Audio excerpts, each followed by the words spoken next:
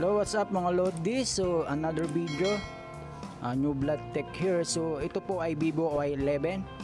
Meron po siyang password. So tatanggalin po natin muli using unlock tool.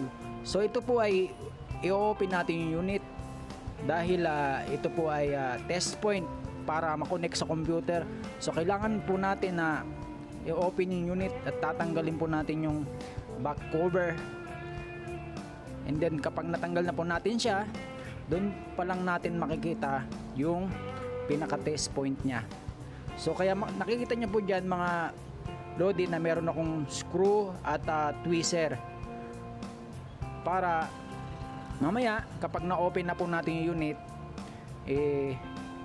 gagamitan po natin siya ng tweezer.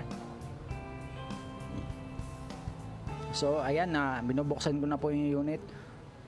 So nako, may problema, natanggal na po yung fingerprint. So ito po ay na-open na ng iba. So kapag natanggal na po natin yung back cover, tatanggalin po natin yung mga tornilyo.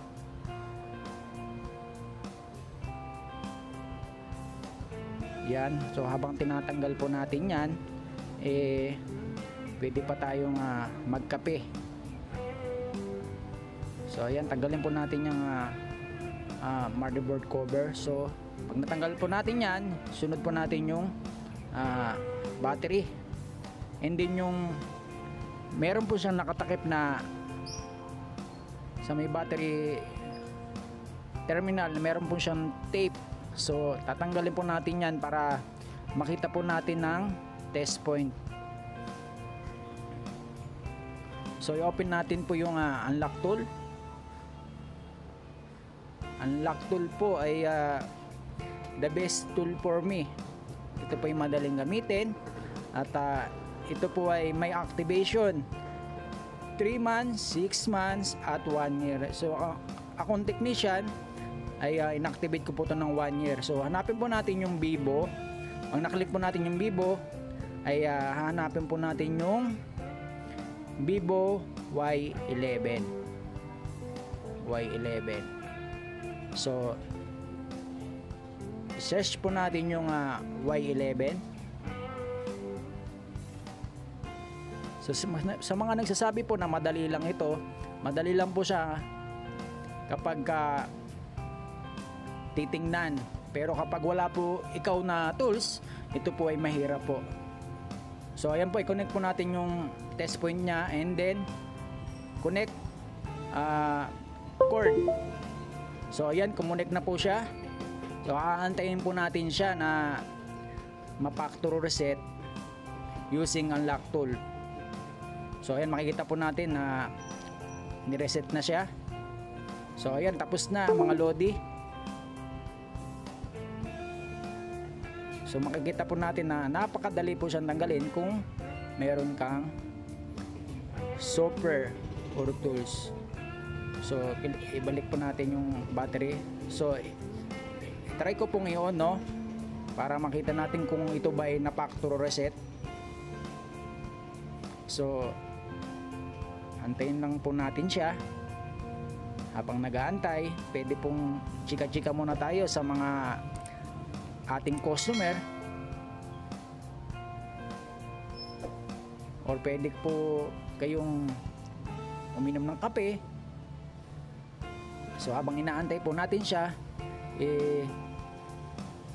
yan, clear factory reset all data.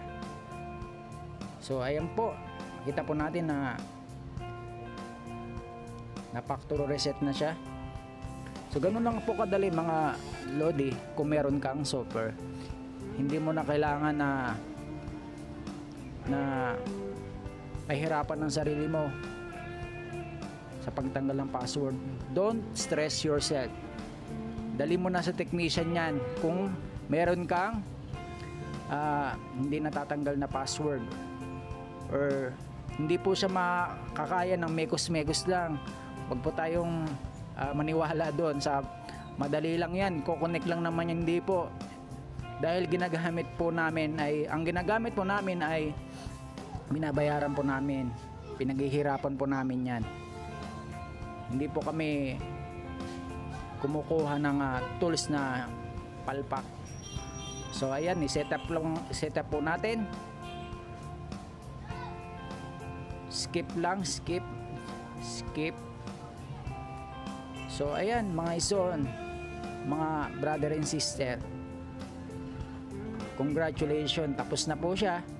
So ganun lang po kadali ang pagtanggal ng password sa Vivo Y11. So maraming salamat.